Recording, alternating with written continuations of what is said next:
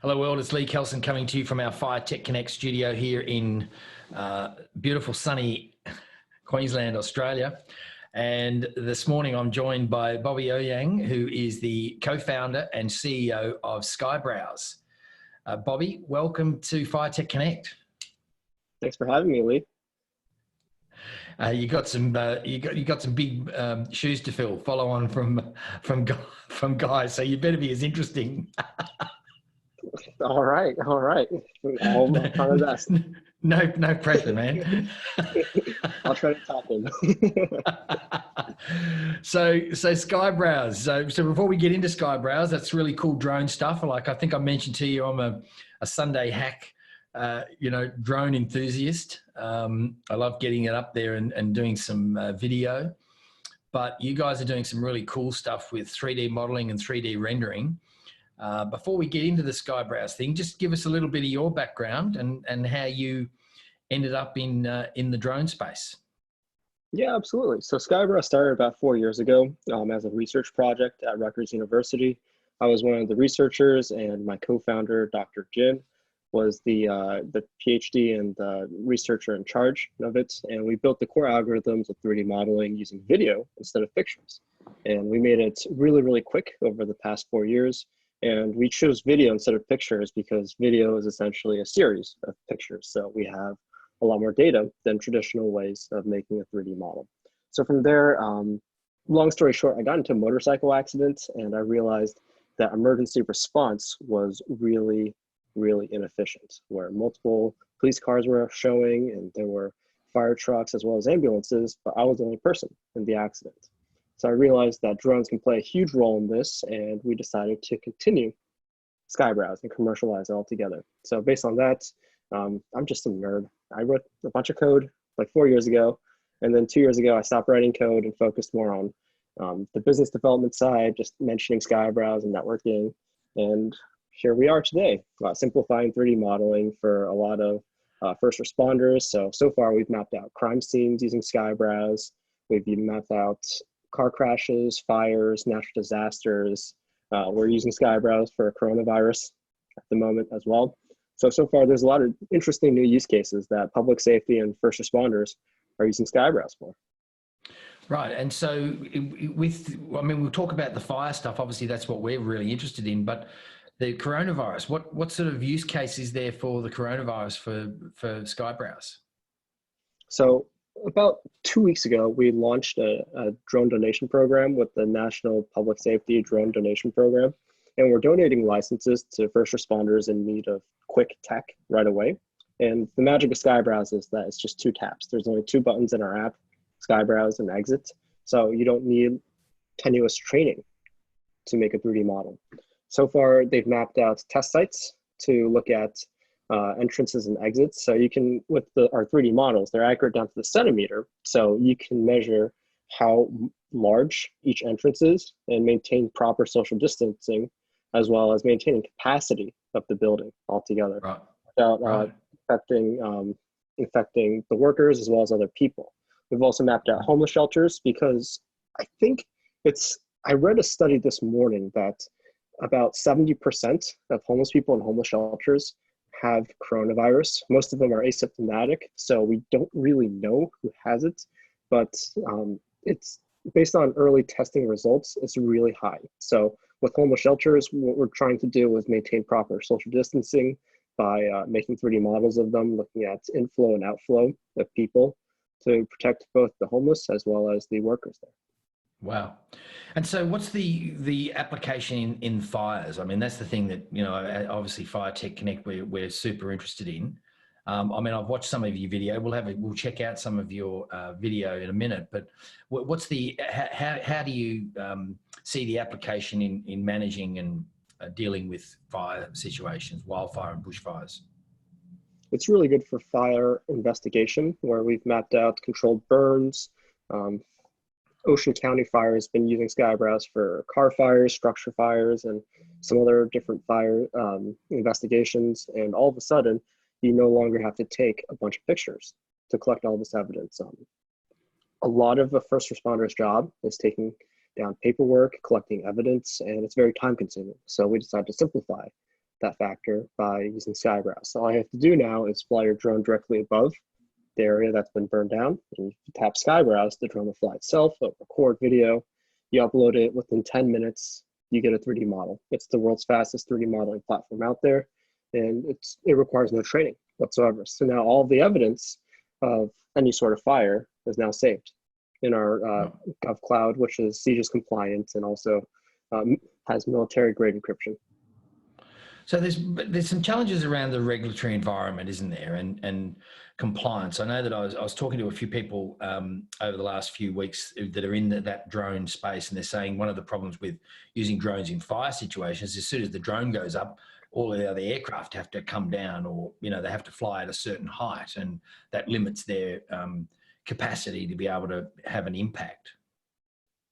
Interesting. Could you go more into detail about that? Well, again, I'm really coming from a technology perspective rather than specifically knowledgeable about fires and the management and the prediction and extinguishing of fires. But somebody said to me that drones are potentially problematic, and maybe just specific to Australia, in that if we put drones in the air, we have to bring other aircraft down, or they have to fly at a certain height, which means that, that sort of diminishes their ability to capture images and things from those heights. Interesting. In the US, where we're predominantly based, it depends on who is flying the drone as well as what airspace they're in. So based on the airspace and the authorization you have authorization for up to, say, 100 feet or 200 feet or 250 feet to fly, and it wouldn't affect other aircrafts altogether. Although in Australia, I believe during the bushfires, a lot of drone flights were restricted because there were planes flying over as well. Yeah. So how do the drones go in the fire situation where there's lots of smoke and dust and particles and again, is that sort of problematic with the drones? Does it affect them? The drones itself aren't really affected by the fire, although if you were piloting the drone manually, you might, say, fly through some smoke and smash into a tree or something like that. With Skybrowse, we have a platform called WideBrowse, which is used for long-range mapping. Because we're taking video instead of photos, the drones don't have to slow down to take a picture, because with pictures, you have to slow down, otherwise it's too blurry, or the shutter's not exposed, or it's too exposed. There's too many factors. With video, the drone just flies max speed, so it's just flying through and mapping out a huge area of land really quickly. Right. And you've got a video there that you maybe just want to flick up and share the screen with, so we can have a look at Skybrowse in action. Absolutely. So this is one of our new features that we released. It's called Night Ops. So with Night Ops, essentially, the drone flies by itself. So what's going on here is that the drone is circling the area. So you fly your drone manually above the scene, and you tap Skybrowse, and you can see that the drone is autonomously flying in a circle. And if you pause right here, you can see that person right there in this car crash is me, playing the role of a dead body. The drone records video, flies by itself. When you upload the video with our new Night Ops AI, you can now get a 3D model at nighttime. Wow. So there's some really fancy AI to make the 3D model at nighttime, because usually it's just too dark or the pictures come out too blurry. Our PhDs did a really great job on this, where now you have a fantastic 3D model that's accurate down to the centimeter. Wow. Showing every single detail of the accident, down to the cracks, down to the body, down to the centimeter. Wow, that's amazing. Look at the clarity on that. So what height is that taken from? This is about 50 feet in the air, which is converted about 18 meters. And so what we're seeing there is actually not the vision, it's the 3D model. Exactly. So the video was converted into a 3D model in just about 10 minutes with Night Ops AI. So it's, for reference, a scene this size, well, if it was available, at nighttime. It would take about 2 to 3 hours to make with other traditional photogrammetry. With videogrammetry, we've completely redefined how 3D modeling is made altogether. And we don't use traditional methods of 3D modeling altogether to make it. So we've really optimized it to be really, really quick. Wow, that's amazing. And I saw that you announced a partnership with a group the other day. Can you tell us a little bit about that? Absolutely. So we just partnered with Darley very recently, about a week ago, that we met up at a conference in Piedmont, Virginia. It was the oldest public safety UAS conference in the US. We met up and they already heard about Skybrowse then, but their head of robotics and drones was there and he talked to us for a while. And afterwards, I said, "Do you have 2 minutes? Let me show you." So he's made 3D models in the past, but he just never knew how easy it was. So he made a 3D model in 2 minutes, and he was absolutely surprised on everything that we've done. We showed him all the features, our roadmap and everything. And within a few weeks, we signed a partnership contract with Darley. So they're for those of you who don't know, they've been around for over 100 years, one of the largest firefighting suppliers out there. They build everything from fire trucks to water fountains to boots to pumps, and they have a really strong drone division, and we're really honored to be partnered with them. That's fantastic. And so in their drone division, like what sort of applications and what sort of things can you see that you're going to be working with Darley on in terms of fire? So in terms of fire, right now it's our current offerings with fire investigation, crime scene investigation. Some firefighters in the U.S. at least, it's a little different in the U.K. and elsewhere in the world, but firefighters in the U.S. manage accident investigation as well, especially at nighttime when there's lighting necessary. Firefighters go to car crashes, fatals, and whatnot, and they provide lighting and other support.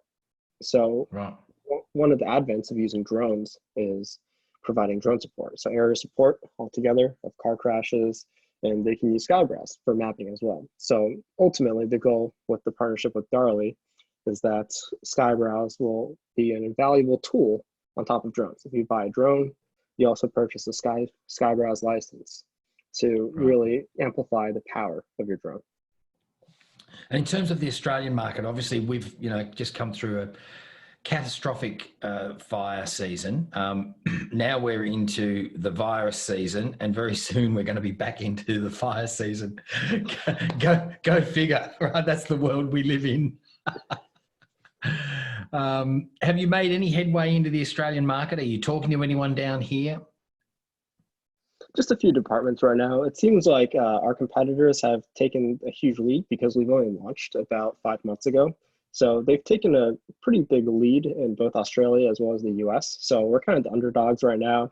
But once people realize and see the potential of Skybrowse, one quick comparison, and they'll be able to see that Skybrowse is just easier to use, it's faster, and provides first responders, especially firefighters and public safety, the tools that they need. We give them the deliverables right away. So in Australia, it's moving. But at the moment, because of the quarantine, I think live demos are of order, and we've kind of switched to webinars at the moment in order to really grow our user base. Yeah, as is everyone. And so, in terms of your progress and I guess the maturity of the business, you've only launched 5 months ago. You've raised some money, have you, or are you still bootstrapping? Yeah, we've raised about $5 million. Over 2 investment rounds as well as a few grants over I think the past year and a half or so. So we've raised a little bit of money, but it was enough to develop our patent, get it approved, as well as develop even more cool features that we'll be launching throughout the year. So if you follow this hashtag Skybrowse 2020, you'll see hints and some leaks of some new stuff that we're working on. It's going to be really interesting. I can't say too much, otherwise my team will kill me. Okay, so was it hashtag Skybrowse 2020? Absolutely. And can you tell us anything about what the roadmap looks like and some of the things that you're doing, or is it all under stealth at the moment? So we have a lot of platforms that we're about to launch this year, 7 or 8 different platforms. I can tell you something that we've been doing that's getting released pretty soon. It's 2D mapping. So we'll be able to get you a 2D map in roughly 2 seconds. So we've been doing a lot of testing on it. It wasn't really optimized earlier on, where it took about 40 minutes to make a 2D map, but our PhDs really came in and they put their heads to the ground and worked it out. Now it's 2-second 2D map. So again, Wow. we don't do anything slowly. Everything's quick at Skybrowse. That's awesome, man. And so if people want to know more about Skybrowse, where can they find you? Obviously you're on LinkedIn, so they can connect with you there, but what's your, you got a website? We can go to skybrowse.com and you can check out some of the new updates. If you sign up to our newsletter, you'll be able to see some updates that we send out every single week. It's not spam. It's all interesting, I hope, interesting material that we send out. You can also follow me on Instagram, bobby.ouyang, over there as well. I post half drone stuff, half personal stuff as well. So if you want to follow, say like my journey as a startup founder and the day-to-day life, you can find me on there as well. Very, very cool. So I'd encourage you, I know that you joined our FireTech Connect network, so it'd be cool if you could maybe share some of that stuff out of the newsletter in that network for our people. We only launched that a week or so ago, but that's the idea of that, is to try and bring all the people together that are working in the fire technology and fire tech sector, share ideas and build bridges, from the US and Europe and Australia. So we'll watch with interest, mate, and we'll keep in contact, and all the best. Hopefully you can manage your way through in the US through these crazy times with the leadership that's and protesting, people protesting the virus. I saw this morning. I know. It's crazy how this somehow is allowed in the US and nowhere else in the world is happening. It's something with our culture or something. I don't know. If you protest like this in China, you get disappeared. If you protest like this in, the UK, you don't own guns and you'll probably get arrested anyways. It just doesn't make any sense whatsoever. It doesn't make any sense. I saw, as I said to you off air before, I saw someone saying that they were protesting. When they were asked what they were protesting, they said they're protesting the virus. I don't think that has any impact on the virus. But, it seems to be, I saw some people with guns and they're saying that it's overinflated, that it's not as bad as everyone's making out. Yet I think you've topped 61,000 deaths. So I don't know how bad it would have to get before they'd think it's bad enough.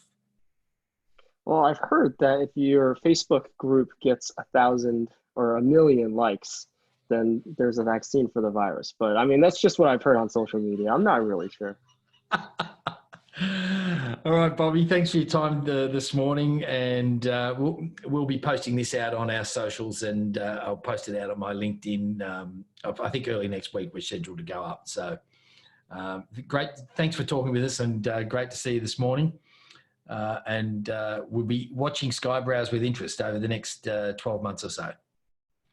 Thanks, Lee. Thanks for having me. And I look forward to collaborating with FireTech Connect. Awesome, man. We do too. Talk with you soon.